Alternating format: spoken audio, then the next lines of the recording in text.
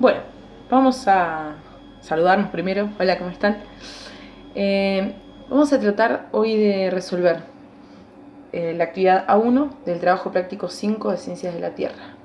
Una actividad que generó bastantes problemas a la hora de resolverla, pero que estuvimos charlando un poco en el Meet. Así que aprovecho para recomendarles que puedan hacerse presentes en los Meets. Y hacerse presentes implica también de alguna manera participar, o sea, no animarse a hacer preguntas, porque por ahí desde la virtualidad a nosotros nos cuesta darnos cuenta exactamente qué es lo que están pensando, cuáles son los problemas que tienen para resolver las actividades y demás. Entonces está bueno que podamos charlar. Además siempre, por ahí ustedes no preguntan, pero pregunta algún compañero, en fin. Bueno, para poder resolver esto necesitamos en principio saber qué son los diagramas de fase, ¿sí? Diagramas de fase. Vamos a ir a una definición simple que es una representación gráfica de cómo varía el estado de la materia de un determinado compuesto en función de la presión y la temperatura. No se asusten, parece chino básico, vamos a ir entendiendo de qué se trata. Bien, entonces, cuando hablamos de estado de la materia, hablamos de sólido, líquido, gaseoso, ¿sí? Y lo que nos está diciendo es que podemos graficar de modo tal de poder ver para un mismo compuesto, pongámosle el agua, cómo cuando cambia la presión y la temperatura, también varía el estado de la materia. Veamos esto.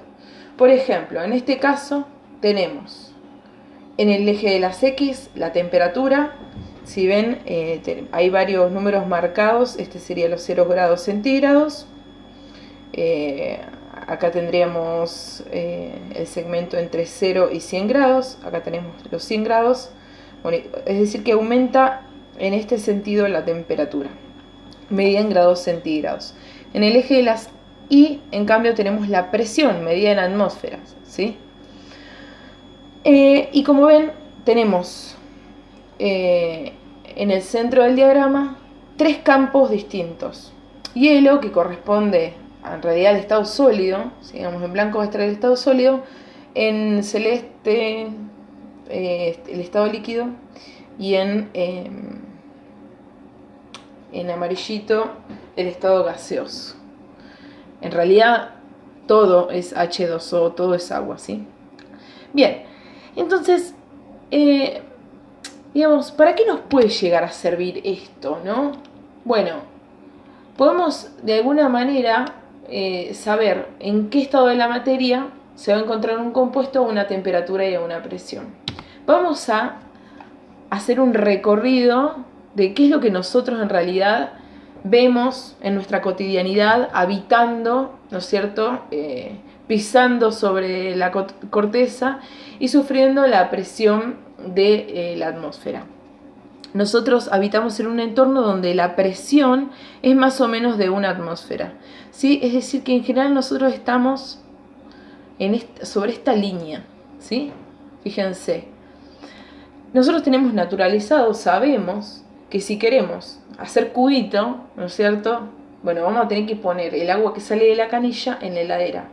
¿Qué es lo que estamos haciendo cuando ponemos el agua o el líquido en la heladera? Básicamente estamos tratando de bajar la temperatura del agua, ¿sí?, que está en estado líquido, para que pase al estado sólido, ¿sí? Y nos movemos por esta línea porque no estamos cambiando la presión, lo que cambiamos es la temperatura, ¿sí? Sabemos que para que se genere el cubito va a tener que estar ese líquido, esa agua, a menos de 0 grados centígrados.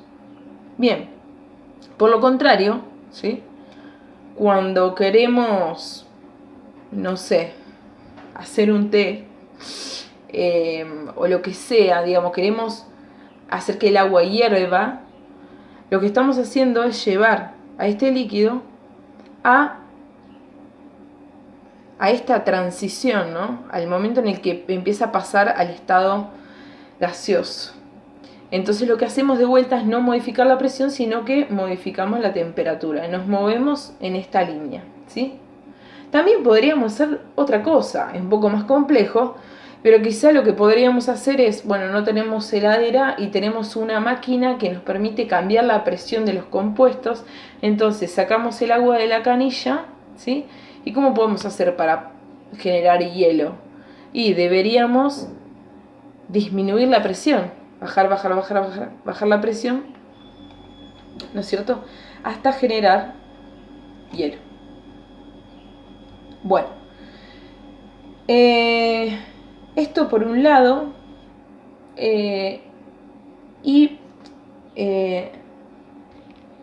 lo que es interesante de analizar en este gráfico, ¿sí?, es cómo también nos permite predecir algunos fenómenos que pueden ocurrir en ambientes distintos al que nosotros habitamos. Ustedes estuvieron viendo en física ambiental, digamos, los distintos planetas, y obviamente en un planeta donde no hay atmósfera, probablemente la presión sea mucho más baja. Entonces el agua, el compuesto agua, no va a estar, digamos, no va a ser la transición entre los distintos estados sobre esta línea roja, sino que la va a hacer en otra línea, ¿sí? ¿Se entiende? Entonces un poco lo que plantea este gráfico es cómo a una determinada, digamos, cómo el estado de la materia depende de la presión y de la temperatura.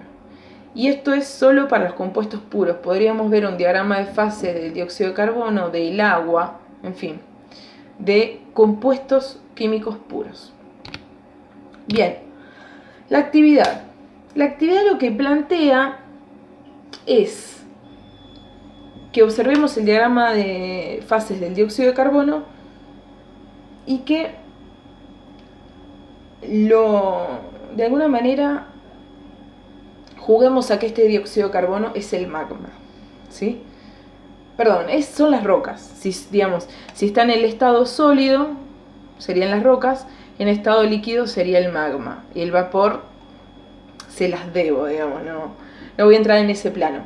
Pero sí, pensemos que las rocas son sólidas y cuando esas rocas, por algún motivo, que en general es presión o temperatura, pasa al estado líquido, hablamos de magma, ¿sí? Bien, entonces, sabemos que el magma se genera en tres contextos tectónicos distintos.